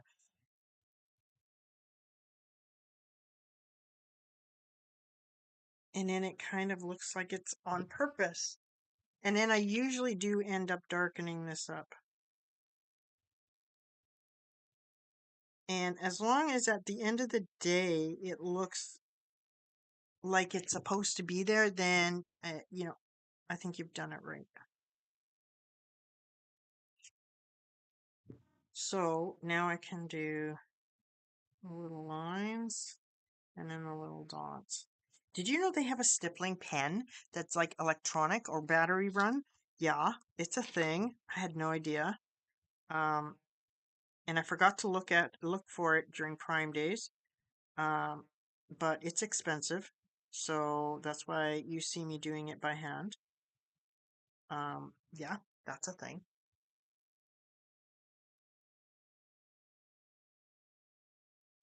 Oh, thank you. Yeah, it's kind of, yeah, I don't know. It's like a cartoon that has been outlined. It just, or in sewing when you do the seam, and it just makes it cleaner looking. And I mean, I'm not a realistic painter who can make this look like mountains in the mist and harness my inner Bob Ross. So, right? Right.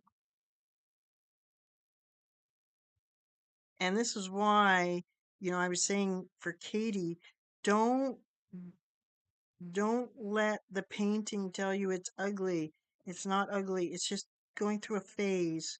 That's all. It's just going through a phase. It'll find itself.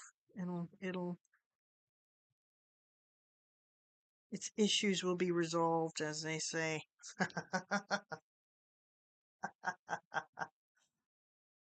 If I can DIY the stippler, I have no idea. I don't know. I've never seen it in real life. Uh, so I don't know. Not sure.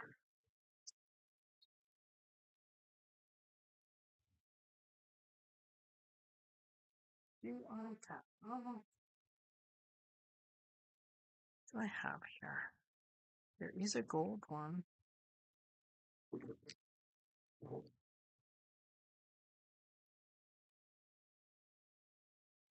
Yeah, I don't know. It seems pretty schwingy, pretty fancy, and I think that if you DIY'd one, it might just be more frustration than it's worth. Uh, but this one, oh my goodness, starts with a D. I can't remember what it is, but wow, it is amazing.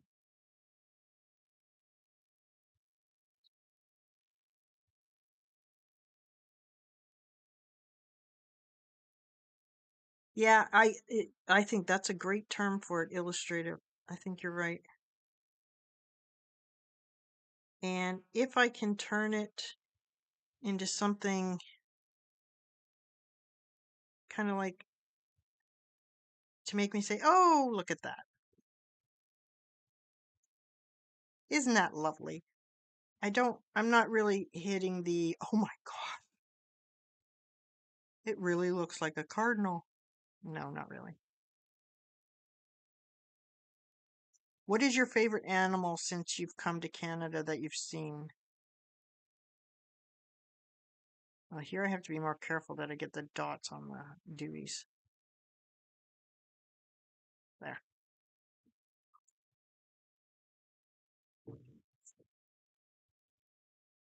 And maybe a little bit longer in between.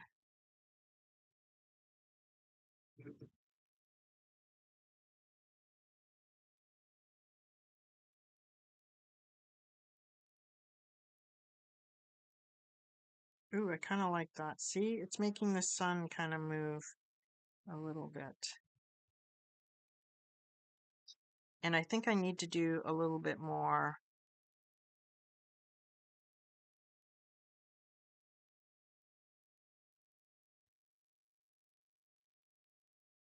There. Opossums and raccoons, really? Wow. Okay. Yeah, we have a family of raccoons that live in our water systems here, and I'm just gonna bring this lines down a little bit. There we go. That's better. Go squirrels and chipmunks and crows and blue jays. I love them all. I know, right? My favorite bird call is by far the cardinals. We have a bunch of cardinals. We have two families of cardinals that live in our hedge work. And yeah, they're beautiful. Yeah, see, I just needed to go a little bit. I need to be more brave with my lines. Just more brave.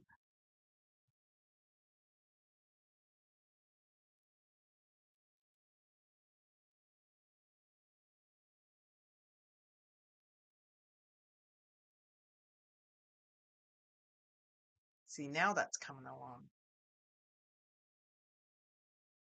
Now I can feel like what it's gonna do.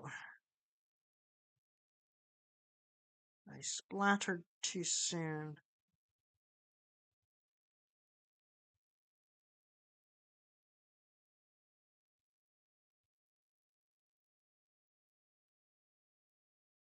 Aha, yes. I love the Cardinals.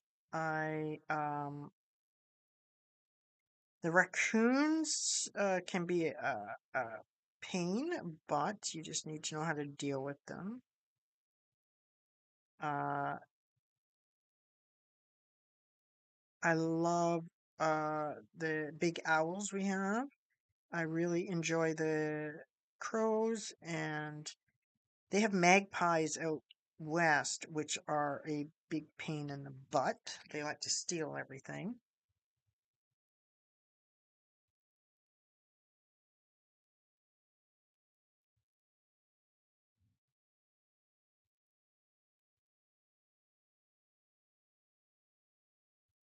I think I need some more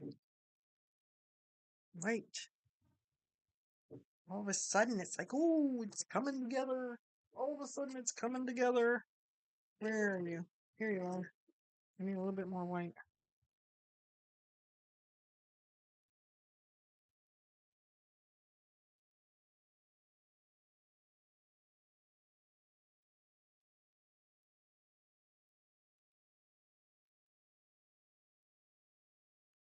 There's songs on the Merlin app. It's amazing and fun. Oh, the Cardinals are my favorite, my favorite, my favorite. There we go. And a little bit more in here. Are we going to do the really satisfying tape pull now, Nat? Think we should do that? What do you think? I like the bear. I think the bear is my favorite. My favorite is the bear.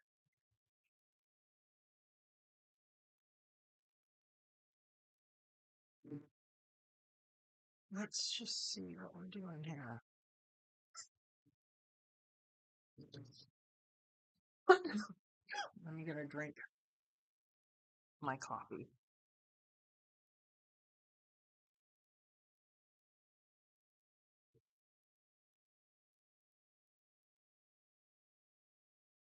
Zoom, zoom, zoom.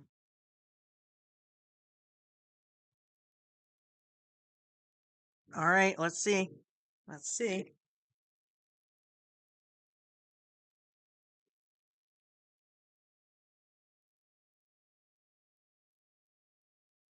I love a lovely bear. Ooh, look at that. Here we go, Nad. Here we go. And I can see the difference here. That's lovely. Come on now.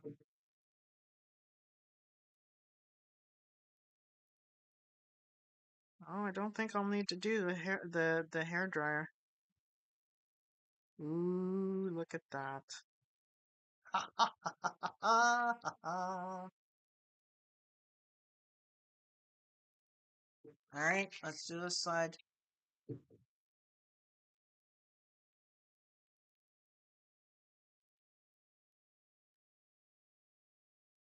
Ooh.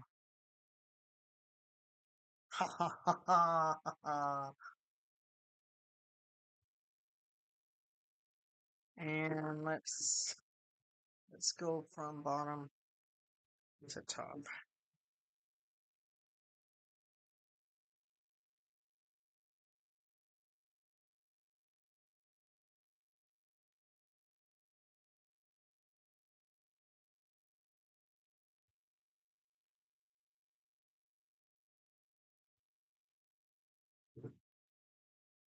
Okay, well, there you go.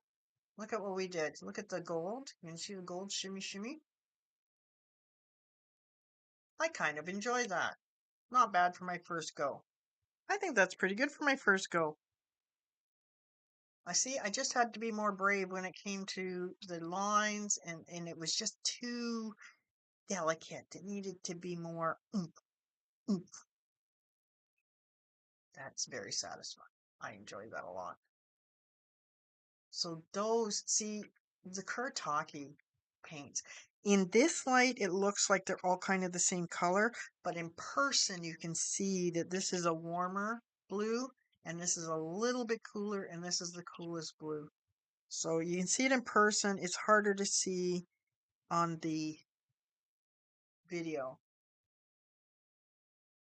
but I think that turned out okay. I'm happy with that. And then um I think what'll happen is it'll end up with the rounded corners. It'll end up on one of these puppies. I think it'll be good. Not bad for my first go. I learned a lot with it, and I learned I just need to be more brave when it comes to the line bits, because that's the finishing, mwah, right? Yes, I think so. Well, Nad, I'm gonna get going. I need to find out what's going on with the hubby, and I need to eat some lunch. It's almost noon, Nad. It's almost noon. We've been here a long time. Oh my gosh, 2 hours. Oh my gosh, really? Right? Okay. Nad, I'm so glad that you hung out with me, and I look forward to getting you on IG so that we can email each other. I think that's going to be awesome. Um, have an awesome day. Stay cool. Whatever you do, stay cool. And let me know. I'm going to watch for if you have a journal flip through. I really want to see that. I really want to see that. Okay. And I'm going to, yeah, DM me at Digital Canuck Draws and on Instagram, and then we will be able to connect easier. All right. Okay. You don't understand the mess I have to clean up now. It's crazy. It's crazy. Okay, Nad, I'm out of here. You have a good rest of your day. I will talk to you later and I'll hook up with you on IG. Thank you so much for following and hanging out with me today. It was awesome. It was fun. Bye.